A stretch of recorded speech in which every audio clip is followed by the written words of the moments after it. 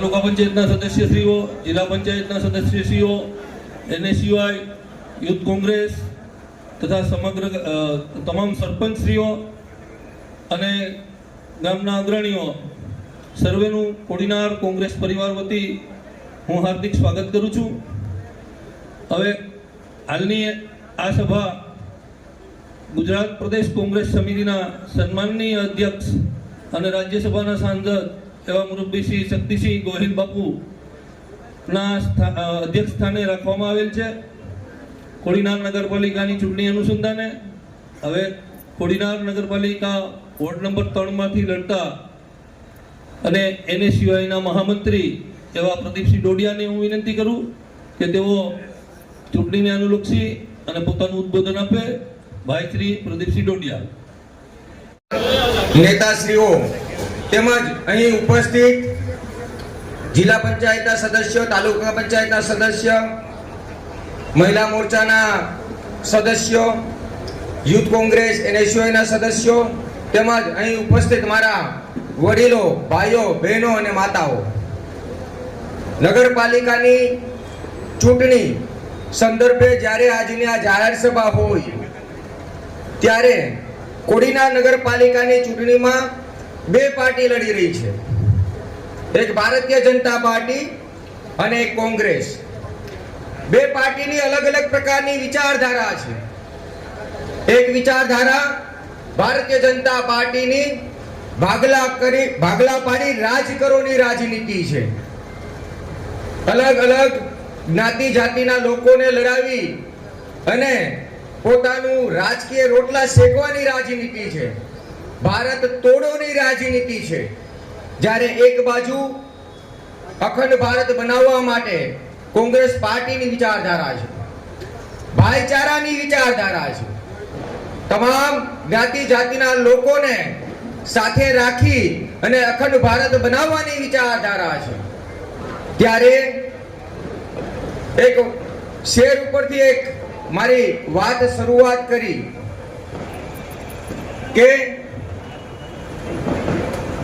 सरफरोशी की तमन्ना अब हमारे दिल में है, सरफरोशी की तमन्ना अब हमारे दिल में है, देखना है जोर कितना बाजुए का दिल में है.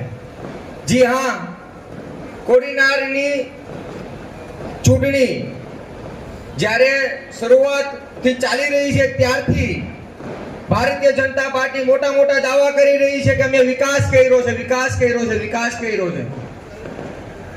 જો ભારતીય જનતા પાર્ટીની નગરપાલિકા, કોડીનારની નગરપાલિકાએ જો વિકાસ કર્યો હોય તો કોંગ્રેસના તમામ ઉમેદવારો જ્યારે 28 સીટો ઉપર લડતા હોય તો ધાક ધમકી અને દબાણથી લોકોની દુકાનો ખાલી કરાવી, લોકોના ઘર ખાલી કરાવી અને આ પ્રકારની રાજનીતિ ક્યારેય ન કરી શકે.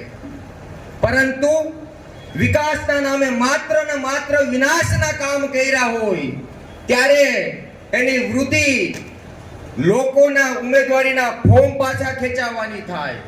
જ્યારે ઉમેદવારીના ફોર્મ, જ્યારે ઇલેક્શન લડતા હોય ત્યારે એ લોકોને બળજબરીપૂર્વક એને લઈ અને એના ફોર્મ ખેંચાવી અને લોકશાહીની હત્યા કરવાનું કાર્ય કરી રહ્યા છે. ત્યારે મારા તમામ કોડીનાર વાસીઓને નમ્ર વિનંતી છે, હાથ જોડીને નમ્ર વિનંતી છે, કોડીનારના તમામ મુદ્દા ઉપર કોંગ્રેસ પાર્ટી લડાઈ કરવા માટે સજ્જ છે. ખાસ કરીને એને જે પ્રકારે ચૂંટણી લડવી હોય એ પ્રકારે ચૂંટણી લડવા માટે પણ કોંગ્રેસ પાર્ટી તૈયાર છે. કોંગ્રેસ પાર્ટી સત્યની સાથે ચાલનારી પાર્ટી છે, લોકશાહીને સાથે વણેલી પાર્ટી છે. જ્યારે લોકશાહી પદ્ધતિથી લડનારી પાર્ટી છે ત્યારે આ પ્રકારના ભાજપના જે કાવતરાઓ ચાલુ છે એ કાવતરાને જવાબ દેવા માટે પણ કોંગ્રેસ પાર્ટી સજ્જ છે. અત્યાર સુધી જે પ્રકારે રાજનીતિ ભારતીય જનતા પાર્ટીએ કોડીનારમાં કરી છે એ કોડીનારની રાજનીતિમાં તમામ લોકોને જે ડરાવવાના કામ કર્યા છે એની સામે પણ પગલાં લેવા માટે કોંગ્રેસ પાર્ટી સજ્જ છે. કોંગ્રેસ પાર્ટી કોડીનારના તમામ નગરજનો માટે લડત લડવા માટે પણ તૈયાર છે. જ્યારે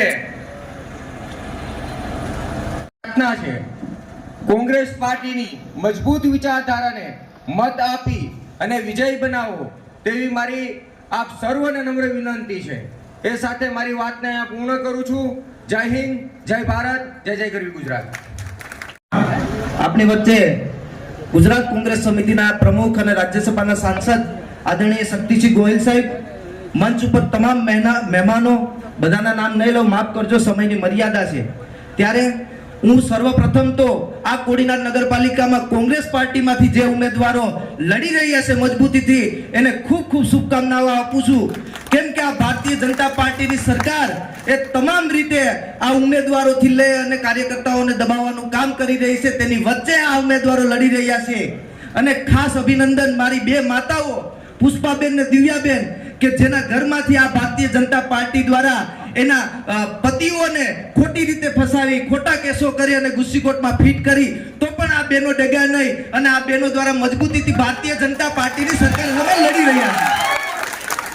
ખાસ હું આ ભારતીય જનતા પાર્ટીની સરકારના લોકોને કહેવા માંગુ છું કે સરકાર તો આજ નહીં તો કાલ બદલવાની છે. કાન ખોલીને સાંભળી લેજો.